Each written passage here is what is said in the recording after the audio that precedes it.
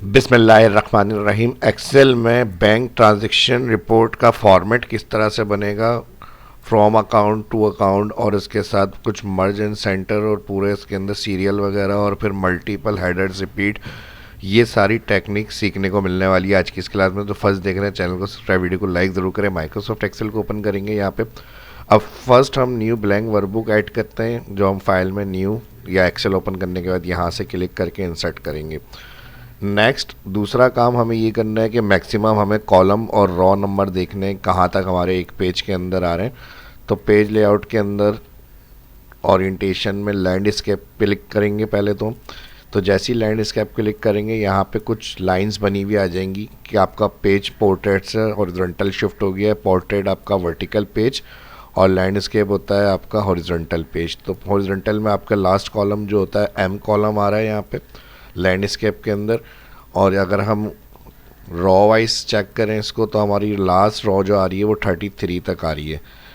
तो ये हमारा हो गया एक लैंडस्केप। अगर इसको बिल्कुल ही सेपरेट करना है, व्यू में पेज लेआउट क्लिक करेंगे तो इस तरह से आपके पास पूरी एक कंप्लीट वर्कशीट आ जाएगी, यानी पेज आ जाएगा आपका। अब पेज कौन सा है, तो डिफ़ॉल्ट जो सिलेक्ट होता है वो साइज़ में लेटर क्लिक होता है 8.5 मल्टीप्लाई 11। आप यहाँ पे A4 8.27 मल्टीप्लाई 11.69 भी ले सकते हैं। लेकिन एक चीज़ यहाँ पर देखिएगा, अभी ये डिफ़ॉल्ट रो हाइट रखी हुई है विद और हाइट, तो ये उस पर हमारे पास एम कॉलम तक आ रहा है 33 रो तक। जब हम इसको अपने फॉर्मेट के हिसाब से चेंज करेंगे तो ये कॉलम फिर आगे शिफ्ट होते हैं। जैसे हम कॉलम विद आई की मैंने बढ़ाई तो अब एम कॉलम नेक्स्ट पेज पे शिफ्ट हो गया। तो इस तरह से विथ को एडजस्ट करने से भी कॉलम हमारे शिफ्ट हो जाते हैं नेक्स्ट में। तो आप यही नहीं जहन में रखिएगा, हम यहाँ से काम करते हुए जा रहे हैं तो हम एम को आगे बढ़ाएंगे, कॉलम विथ को चेंज करेंगे तो वो फिक्स पेज पे ही रहेगा हमारे। तो अभी हमें पता इसलिए चल रहा है क्योंकि हम पेज लेआउट में, अगर हम व्यू में रखकर काम करेंगे नॉर्मल, तो फिर नॉर्मल में हमें इस चीज़ का ध्यान रखना होता है। देखें पहले एम अंदर था कॉलम, अब हमारे पेज के बाहर हो रहा है। तो इस चीज़ को देखते हुए अब हम अपना फॉर्मेट डिज़ाइन करेंगे।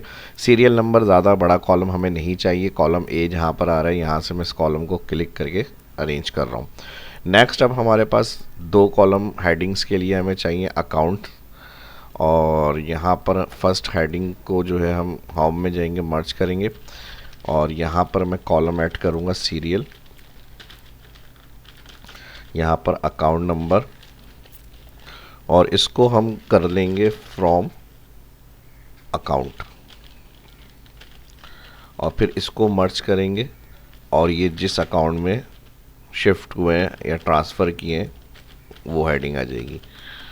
नेक्स्ट आ जाएगा हमारे पास डेट ऑफ ट्रांजैक्शंस,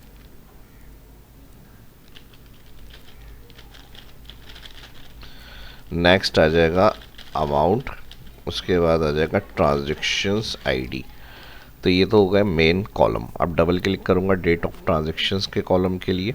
अच्छा, एक चीज़ हमें ये भी रखनी है, यहाँ पे ट्रांजैक्शन आईडी को भी एक तकरीबन 12 विथ तक मैं रख रहा हूँ। तो ट्रांजैक्शन आईडी के जो नंबर होते हैं तकरीबन हमारे 14 तक होते हैं। तो ये 14 या 20 तक होते हैं, वो हमने यहाँ से एक 9 विथ में रख लिया, और यहाँ 12, और ये डेट ऑफ ट्रांजैक्शंस को मैं रख रहा हूँ 18 पॉइंट। अब यहाँ पर हमारे पास फ्रॉम अकाउंट और टू अकाउंट का जो कॉलम है इसमें डिटेल आएगी, तो इस कॉलम को हमें थोड़ा सा रखना है बड़ा। तो मैंने दोनों कॉलम सेलेक्ट की हुए कंट्रोल के साथ, तो एक कॉलम की विड्थ को बढ़ाएंगे तो दूसरे कॉलम की विड्थ भी ऑटोमेटिक बढ़ जाएगी। ठीक है जी। अब यहाँ पर हमें टैक्स शिफ्ट्स करना है, और इसको एक काम कर लेते हैं फ्रॉम अकाउंट। अब यहाँ पर हमारे पास सबसे पहला जो ऑप्शन आएगा वो आएगा बैंक नेम होगा, ठीक है जी, और उसके साथ आ जाएगा टाइटल, उसके साथ आ जाएगा अकाउंट नंबर,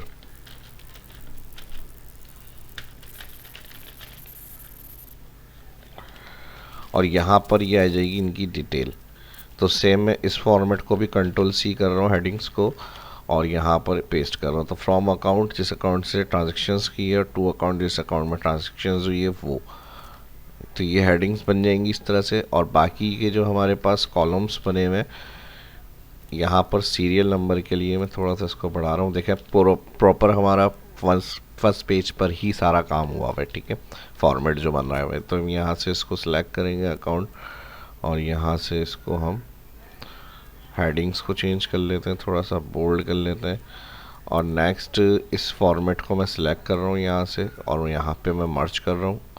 ये डिटेल इसी तरह से आएगी इसकी, यहाँ पे डिटेल आ जाएगी, टाइटल वगैरह, अकाउंट नंबर, बैंक, और फिर इसको डेट ऑफ ट्रांजेक्शन्स को भी मर्ज कर लेते हैं। अमाउंट को सिलेक्ट करेंगे मर्ज, और यहाँ ट्रांजेक्शन आईडी को सिलेक्ट करेंगे मर्ज। अब ये काम करने के बाद इसको हम सिलेक्ट कर लेते हैं यहाँ से ऑल बॉर्डर्स। ऑल बॉर्डर्स के साथ अब इस फॉर्मेट को हमें रिपीट करना है कंटिन्यू। तो रिपीट कंटिन्यू करने के लिए इस फॉर्मेट को हम सिलेक्ट करेंगे। अगर आप बीच में एक सेपरेट चाह रहे हैं, रो आए उसके बाद नेक्स्ट एंट्री आए, तो यहाँ पर आप इस फॉर्मेट को, अगर हेडिंग के साथ आप चाह रहे हैं रिपीट हो तो आप हेडिंग के साथ सिलेक्शन बना लें, और अगर आप चाह रहे हैं कि सिर्फ ये डिटेल वाली जो एंट्रीज़ हैं इसके साथ कंटिन्यू होना चाहिए, तो फिर आप हेडिंग के बगैर सिलेक्शन बनाएंगे और एंड ऑफ कर्सर के ऊपर सेल पर आएंगे सिलेक्शन। 1 2 3 4 जितने फॉर्मेट इस तरह से कंटिन्यू आपको पेज पर चाहिए वो आप ड्रैग करके ला सकते हैं। और अगर कंट्रोल जी कर रहा हूँ मैं, आप चाह रहे हेडिंग के साथ, तो फिर हेडिंग के साथ सिलेक्शन बनाकर एक रो बीच में सेपरेट होनी चाहिए ब्लैंक, इस तरह से सिलेक्ट करेंगे, और फिर यहाँ से थोड़ा सा जूम कम कर लें ताकि आपको ड्रैग करने में प्रॉब्लम नहीं हो। तो यहाँ तक हमारा पेज बना हुआ है।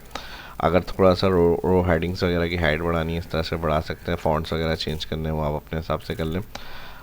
उसके बाद सेल के ऊपर आएंगे यहाँ पर ड्रैग कर्सर, और फिर 1 2 3 4 5 जहाँ तक आपकी मैक्सिमम एंट्रीज़ हो सकती हैं उस फॉर्मेट के लिए वो आप वहाँ तक ट्रैक कर सकते हैं ईजिली। प्रिंट आउट में जाएंगे तो प्रॉपर तरीके से हमने लैंडस्केप में रखते हुए सारी चीज़ें डिज़ाइन करी हैं, तो हमें उसमें प्रॉब्लम नहीं आएगी। पूरा A to Z हमारा फॉर्मेट रेडी हो गया यहाँ पे। और फिर भी अगर हमारे, क्योंकि IBN नंबर वगैरह के ऑप्शंस होते हैं, अगर उसके ज़्यादा हो सकते हैं वो, तो आप यहाँ से इसको और मज़ीद अकाउंट्स को बढ़ा लें, कॉलम्स को एक आईडिया से। तो अभी भी देखें स्पेस है इतनी हमारी कि हमारा कॉलम बढ़ रहा है, तो हमारा नेक्स्ट पेज पे कॉलम शिफ्ट नहीं हो रहा। अब अगर हम फाइल में जाएंगे, प्रिंट में जाएंगे यहाँ पे, तो चेक कर सकते हैं। देखें ये जो मार्जिन सेटिंग होती है, तो ये हमारी क्योंकि एक्स्ट्रा आ रही थी, मैंने इसको देखते हुए वहाँ पर काम को और मज़ीद बढ़ा दिया है। तो अगर आपके कॉलम और ज़्यादा हो सकते हैं ताकि नॉर्मली एंट्री हो जाए, इसमें कोई प्रॉब्लम नहीं हो, तो आप जितना देखें लाइंस अंदर अंदर हैं अभी हमारी, जितनी आपको विड्थ बढ़ानी है मैक्सिमम के डेटा एंट्री के लिए बढ़ जाए, तो आप वहाँ से जो है इसको बढ़ा दें। जहाँ तक ये एंड हो रहा हो वहाँ तक रखकर इसको ओके कर दें, फिर फाइल में जाके प्रिंट में चले जाए। देखें अगर फिर भी आपको लग रहा हो टॉप लेफ्ट राइट बॉटम से ये हमारा एक्यूरेट प्रॉपर सेंटर नहीं है, तो आप पेज सेटअप में जाएंगे, यहाँ से मार्जिन ऑप्शन में वर्टिकल हॉरिजॉन्टल पे चेक लगा के ओके कर दें, तो प्रॉपरली जो है ये पूरा सेंट्रलाइज हो जाएगा, यानी कंप्लीट अच्छा सा एक फॉर्मेट आपका रेडी हो गया।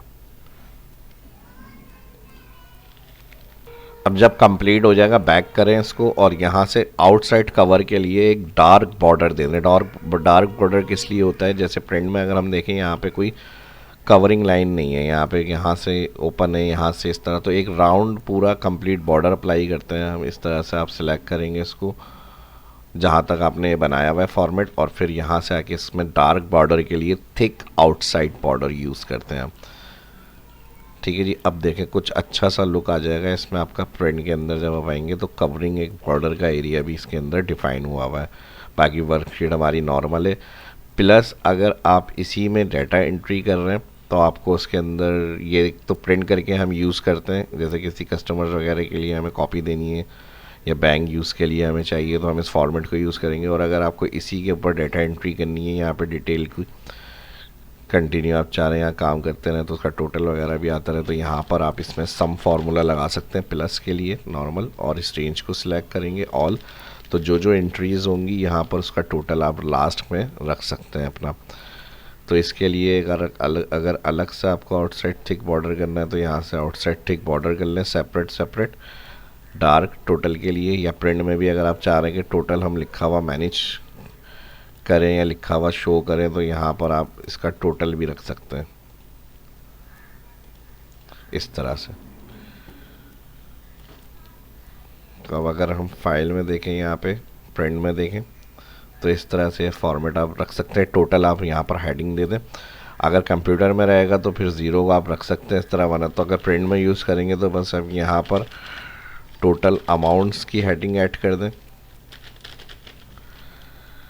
और इसका भी कोई कलर वगैरह फाइनल करना है, यहाँ से कलर रख लें। टोटल अमाउंट की हेडिंग देकर इसको थोड़ा सा बढ़ा दें, अलाइनमेंट कर लें, बोल्ड कर लें, तो ये हमारा रेडी हो जाएगा फॉर्मेट। जो इसका टेक्स्ट साइज़ है वही इसका भी रख लेते हैं, 11 साइज़ है 11 ही रख लेते हैं। तो एक अच्छा सा कंप्लीट डिज़ाइन और फॉर्मेट आप खुद से ये बना सकते हैं माइक्रोसॉफ्ट एक्सेल में। उम्मीद करता हूँ वीडियो कंप्लीट देखने के बाद कोई प्रॉब्लम नहीं आएगी।